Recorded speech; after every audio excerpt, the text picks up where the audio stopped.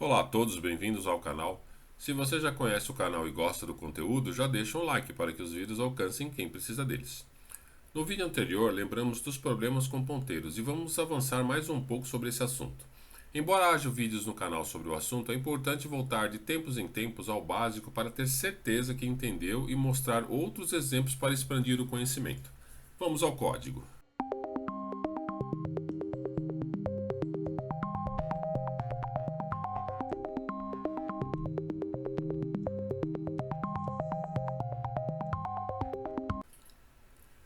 Você pode guardar os ponteiros de um array para serem alocados e desalocados posteriormente. Isto é útil quando você cria um ponteiro, mas ele não será desalocado naquela função e sim em outra função, dependendo de uma condição. Então, qual que é o exemplo aqui? Nós temos um array de ponteiros que está aqui e temos um for inicializando ele com 0. Depois temos um for fazendo alocação de memória aqui, uma alloc para cada item, que no caso são 5, né? Uma alloc para cada item aqui para alocar a memória, fazendo uma verificação e em seguida já colocando um valor nele lá, que é o índice mais 2. Aqui nós estamos imprimindo o índice para ver o valor que tem lá dentro e depois estamos dando um free em cada item em cada posição que nós alocamos. É muito importante isso, tá? Um free nas posições. Isso aqui é um array, então tem que fazer um for tanto para alocar como para desalocar, como você pode ver aqui no comando free. Vamos executar? E como você pode ver, índice 0 ao 4, porque tem 5 itens, e como é o índice mais 2, você pode ver que ele colocou os números direitinho aqui. Tá vendo? Todos os números estão corretos e todos os índices estão corretos. Esse exemplo é o clássico for dummies, porque é mais fácil de entender o que está acontecendo. Há o mais utilizado, que é a operação sobre ponteiro, mas isso só é prático quando você já há dados alocados, assim você pode percorrer o array. No nosso caso aqui, eu fui por índice. Você pode ver, usei um índice i, e fui indexando ele. Não usei nenhum tipo de operação de ponteiro. Aqui é a mesma coisa. Ao invés de tratá-lo como array, o que ele é na verdade, você o trata como uma variável que somou na posição de memória, que é operações sobre ponteiros. Observação: quando você soma 1 em um ponteiro, você está dizendo que quer ir para o próximo endereço do ponteiro e não para o próximo número. Por que isso funciona? Olhando vídeos anteriores no canal, você verá que a memória é sequencial. Assim, um char de 10 bytes tem 10 bytes consecutivos na memória, assim como 100, 200 ou 1K, não importa, todos eles são consecutivos. Já que todos os bytes são consecutivos, somar mais um vai para o próximo endereço de memória. Vamos ver isso na prática. Aqui temos um outro exemplo, também com ponteiro com 5. Eu já estou inicializando ele para facilitar o uso, tá? O que nós estamos fazendo aqui? Nós estamos pegando um segundo ponteiro, alocando a primeira posição dele, e depois estou fazendo um while até que ele seja válido, enquanto ele for válido, né? Esta é a forma mais rápida, pois não calcula a posição do array, só adiciona um na memória. Super rápido. Vamos executar para ver como fica. E aqui, valor 1, 10, 20, 30, 40. 10, 1, 20, 30, 40. Foi impresso direitinho.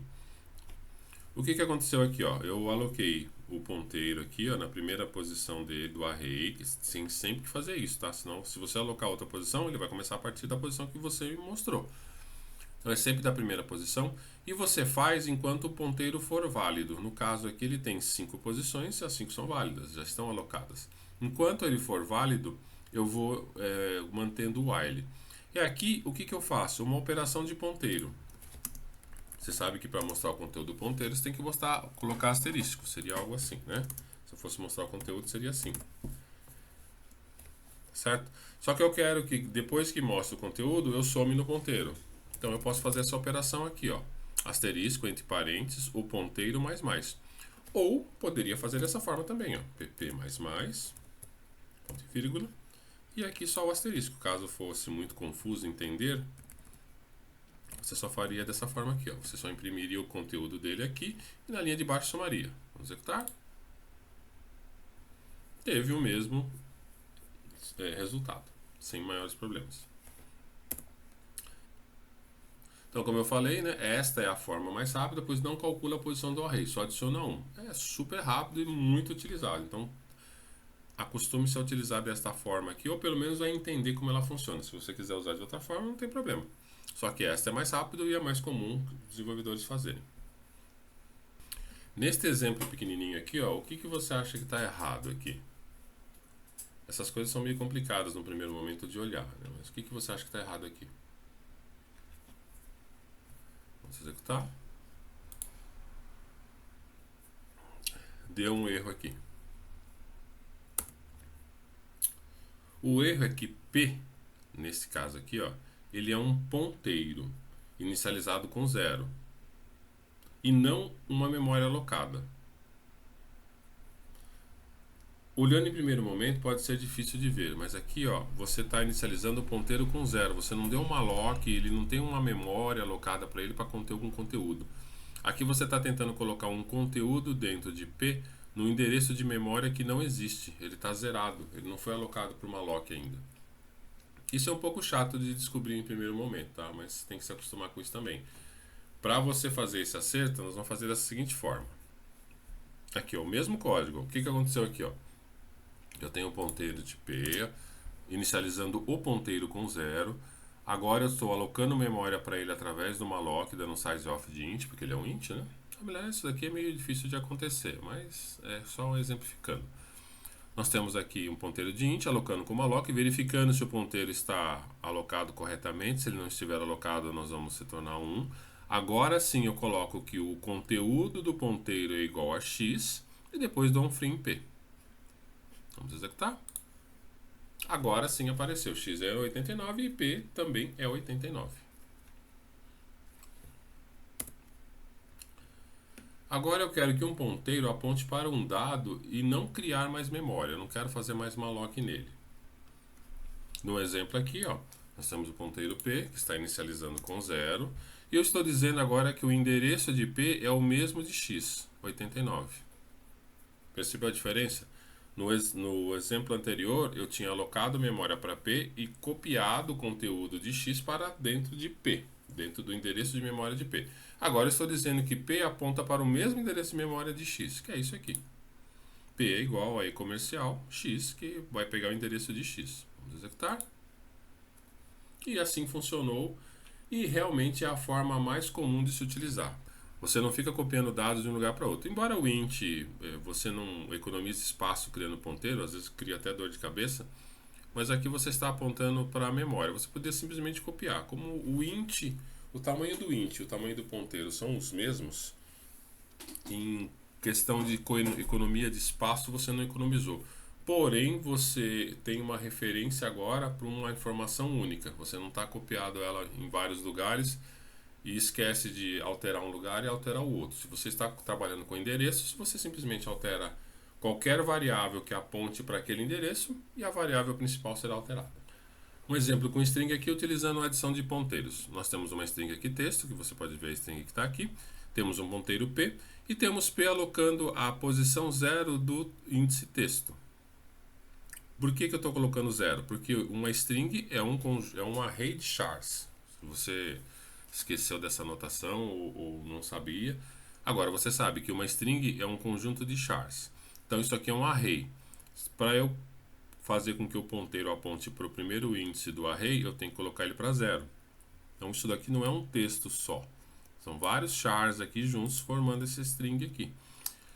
Como eu estou apontando para 0, agora P também aponta para a string como um todo.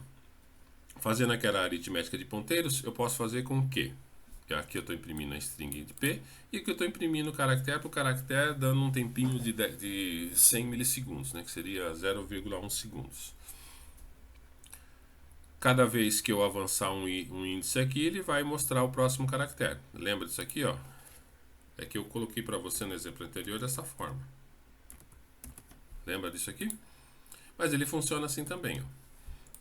Eu estou mostrando o conteúdo e depois somando 1 no ponteiro. Vamos executar. Aí não mais do que magicamente ele está digitando, mostrando o texto ali, um caractere por vez. Legal, né? Um outro exemplo aqui, é a mesma ideia de endereço e o ponteiro funciona para passar estruturas ou valores para funções. Se você pode ver aqui, ó, nós temos o texto e eu estou passando aqui, ó, a posição 0 do texto. Endereço de memória da primeira posição do texto, que no caso é 0. Passando para a função aqui, ele vai fazer a mesma coisa que nós vimos anteriormente. Vai mostrar ali cada letra de cada vez. Executando. Mesma coisa. Passou um ponteiro para uma função. Tá ótimo? Aqui um outro exemplo. É a mesma ideia. Só que ao invés de passar uma variável de ponteiro, nós vamos passar uma variável da estrutura. Quer ver a estrutura? A estrutura é essa aqui. Ó. É underline P. Ó. Tá vendo? Ela tem um x de 50 e um int de y. Ele está recebendo o ponteiro aqui da estrutura e vai imprimir os dois valores. No caso aqui, a estrutura está sendo alocada como um ponteiro. Por isso que tem aqui o malloc, faz o teste, copia para x com strncopy, né, para saber o tamanho máximo que tem que ser utilizado. Coloquei um valor aqui no y e mandei imprimir, passando o ponteiro. No caso aqui, ó, a função já está recebendo como um ponteiro, então eu não preciso passar o endereço dela aqui. Se aqui não fosse um ponteiro, fosse assim, ó, sem ponteiro, eu teria que passar o endereço da variável aqui. Mas como já é um ponteiro, como está aqui, eu só estou passando o ponteiro em si. Vamos executar. Executou. Aqui temos um texto grande para ponteiro e o conteúdo 876 para y. Se você não entendeu, achou complicado, volta o vídeo, reveja de novo. Isso é muito importante para você programar em C, saber como funciona ponteiro, endereço de ponteiro. No mesmo exemplo aqui, ó, você está passando ponteiros de memória e não cópia de dados. Assim você pode alterá-los e isso realmente é um perigo, se você alterar em qualquer lugar. Aqui, por exemplo, ó, eu estou passando um ponteiro, certo? Igual passo normalmente. Só que aqui dentro da função, ó, eu estou dizendo que x agora eu estou mudando o conteúdo dele e y também, virou -1. Então aqui a estrutura foi preenchida, mandei para a função e depois eu mandei imprimir a estrutura para ver se aconteceu alguma coisa depois dela passar para a função.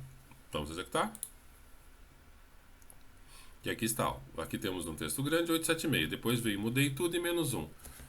Porque eu passei um ponteiro e ele deixou com que eu fizesse alterações. Então ponteiros são muito bons, mas você tem que cuidar deles. Você não pode fazer com que as alterações reflitam algo que você não quer.